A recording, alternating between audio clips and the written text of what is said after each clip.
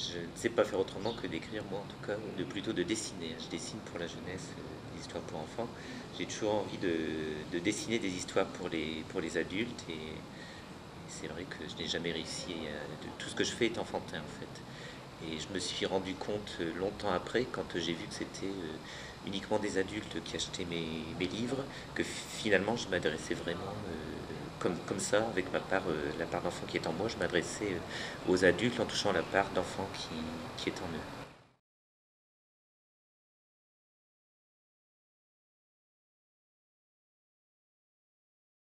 Ouais, ouais, j'ai besoin de travailler chez moi. Alors c'est Ouais. un atelier bureau très simple. Bon, je pourrais travailler n'importe quand comme des tas de gens, mais je veux pas. Je veux avoir une vie sociale réglée sur ma famille en fait, parce que c'est une chose à laquelle je tiens beaucoup. Et finalement, c'est pas plus mal, ça donne une discipline de travail, ça permet, bon, c'est des fois difficile, mais d'arriver à couper, de revenir le lendemain ou après une période de vacances avec des idées vraiment neuves, quoi.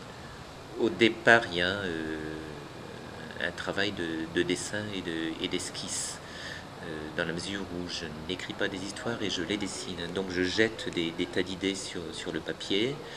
Je m'emballe jamais parce que je sais que quand on s'emballe très facilement quand on dessine des choses, on trouve que c'est super et après avec le recul on voit c'est pas si terrible que ça.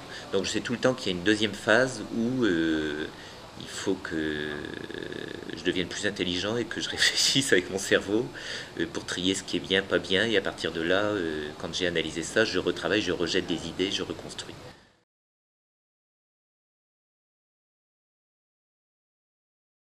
Je pense à enfant et l'enfant qui est dans l'adulte qui va venir.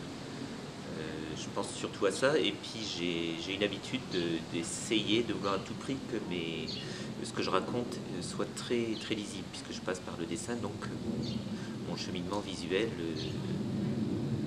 soit très lisible.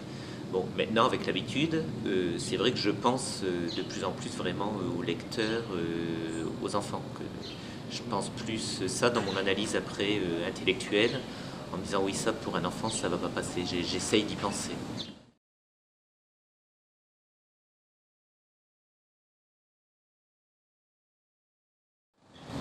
J'ai l'univers actuellement que je suis en train de développer énormément, c'est celui des fantômes.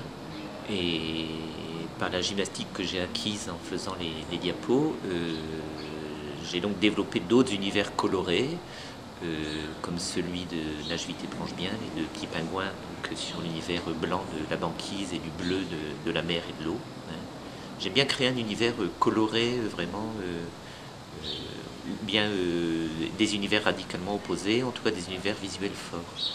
Dans Snowman, c'est aussi dans celui-ci dans les tons de bleu et de blanc, et pour moi c'est le contraire du dîner fantôme, quoi. Tout du moins au niveau du fond. Le personnage est blanc aussi. Par contre, j'ai un projet avec des loups tout noirs qui sera en fait l'opposé aussi des fantômes tout blancs.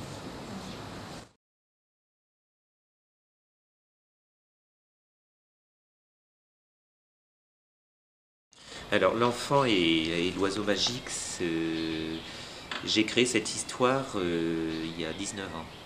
Ah oui. C'était ma première histoire que j'ai fait en diapositive.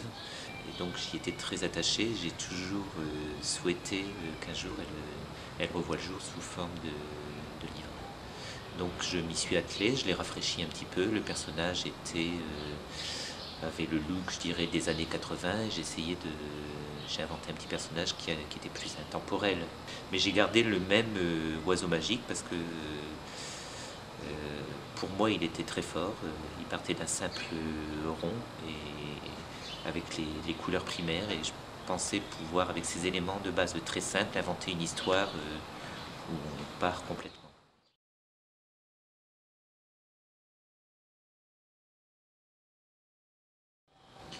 Je vais sûrement continuer à développer des choses au niveau du multimédia, mais en déléguant un peu ce type de travail. J'ai beaucoup de choses encore à créer sur le papier, mais il y a d'autres projets aussi, comme un dessin animé qui est en route avec les fantômes. J'aime bien l'idée qu'il y ait une adaptation sur différents supports et j'aime bien pouvoir et avoir pu pour le CD-ROM y travailler pour qu'on sente que ça vient de moi. Mais ensuite, je crois qu'une fois que la brèche est ouverte, ils pourront travailler plus sans moi.